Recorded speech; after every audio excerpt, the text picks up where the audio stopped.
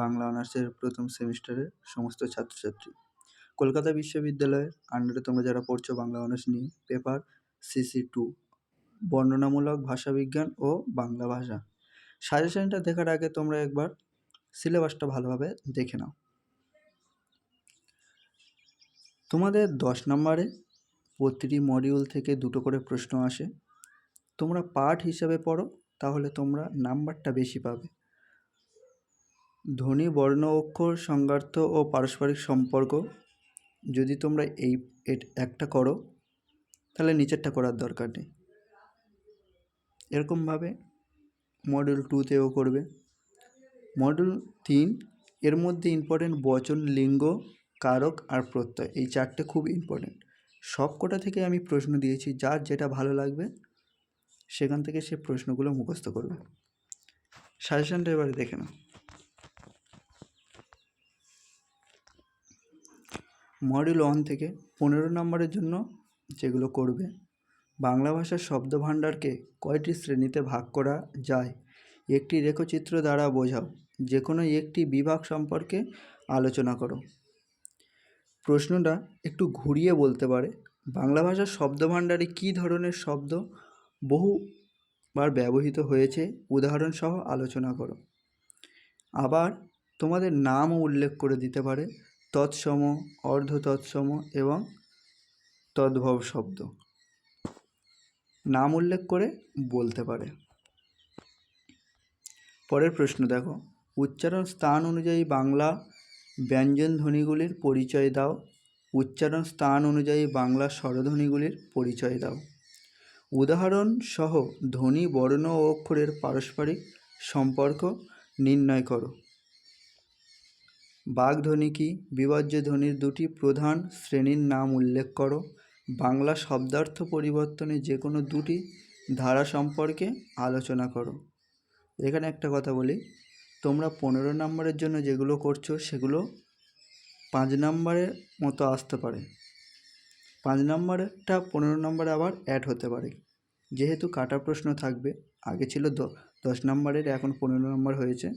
কাটা প্রশ্ন থাকবে, তার জন্য তোমাদের অ্যাড হতে পারে, সেদিকে একটু খেয়াল রাখবে। 5 নম্বরের জন্য যেটা করবে মডিউল 1 থেকে, অক্ষর কাকে বলে? অক্ষর গঠনের মূল নিয়ম কি? ধ্বনি ও বর্ণের সংজ্ঞা দাও, এর পারস্পরিক সম্পর্ক নির্ণয় করো। উচ্চারণ প্রকৃতি অনুসারে স্বরবর্ণ ও ব্যঞ্জনবর্ণের প্রধান পার্থক্য বিষয়ে আলোচনা করো। বাংলা শব্দভাণ্ডারে নবগঠিত শব্দ বিষয়ে আলোচনা করো। উদাহরণসহ তদ্ভব, অর্ধ তৎসম শব্দের সংক্ষিপ্ত পরিচয় দাও। মডিউল 2 থেকে 15 নম্বরের জন্য যেগুলো করবে, উপভাষা কাকে বলে? বাংলা ভাষার যে কোনো একটি উপভাষা রূপতাত্ত্বিক বা ধ্বনিতাত্ত্বিক আলোচনা করো।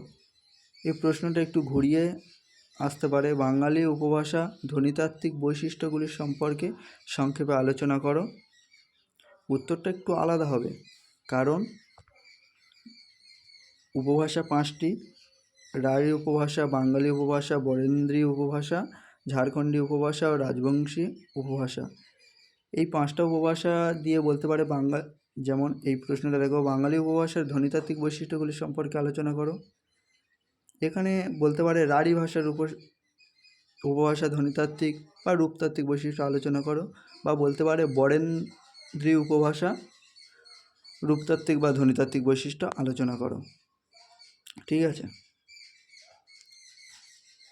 উদাহরণসহ বাঙালি উপভাষার 3টি করে ধ্বনিতাত্ত্বিক ও রূপতাত্ত্বিক বৈশিষ্ট্য উল্লেখ করো বা আলোচনা করো, এরকম আসতে পারে। পরের প্রশ্ন দেখো, বাংলা শব্দার্থ পরিবর্তনের যে কোনো 2টি ধারা সম্পর্কে আলোচনা করো, অথবা শব্দার্থ পরিবর্তনের মূল ধারা কয়টি নাম উল্লেখ করে তাদের পরিচয় দাও। পরের প্রশ্ন, ধ্বনি পরিবর্তনের যে কোনো 2টি সূত্র বিষয়ে সংক্ষিপ্ত আলোচনা করো।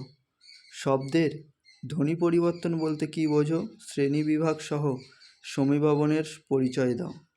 প্রত্যয় কাকে বলে? শ্রেণীবিভাগ করে যে কোনো একটি শ্রেণীর প্রত্যয় সম্পর্কে সংক্ষিপ্ত আলোচনা করো।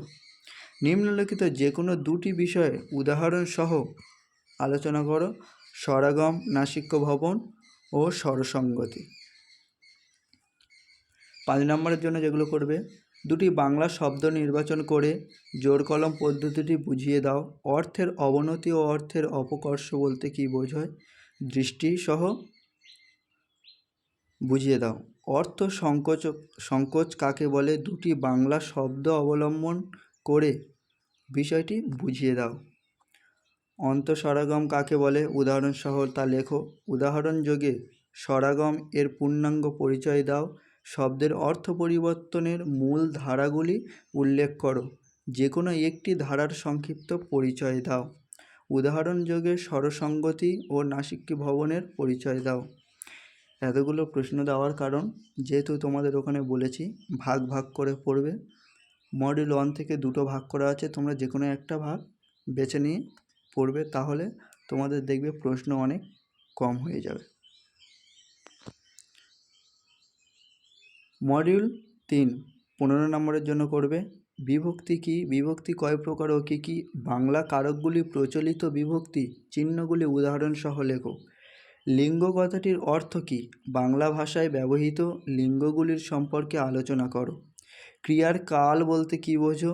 মৌলিক কাল কাকে বলে? মৌলিক কালের বিভাজনগুলি উদাহরণ সহ লেখো।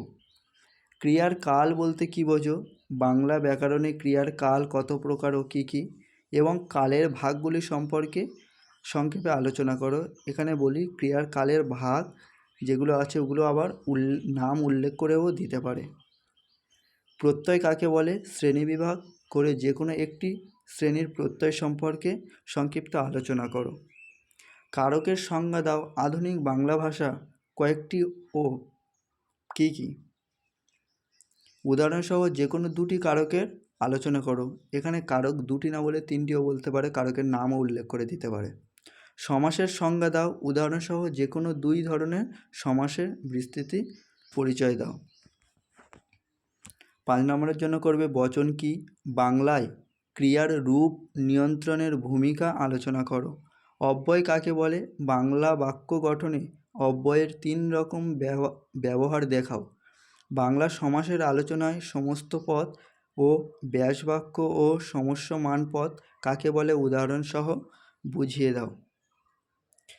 বাংলা ব্যাকরণে পুরুষ কয় প্রকার আলোচনা করো। নতুন শব্দ গঠনে সমাসের ভূমিকা বিষয়ে সংক্ষেপে আলোচনা করো। উদাহরণ সহ বাংলা ক্রিয়ার যৌগিক কালের 5টি রূপের উল্লেখ করো।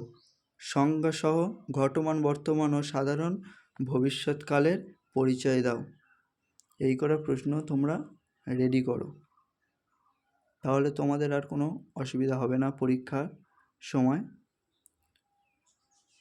আবারও বলছি, তোমরা এত প্রশ্ন দিয়েছি বলে তোমরা আগে সিলেবাসটা ভালোভাবে দেখবে। তোমাদের যেটা ভালো লাগবে, যে আমার এটা বুঝতে সুবিধা হচ্ছে, তোমরা সেটাই করো।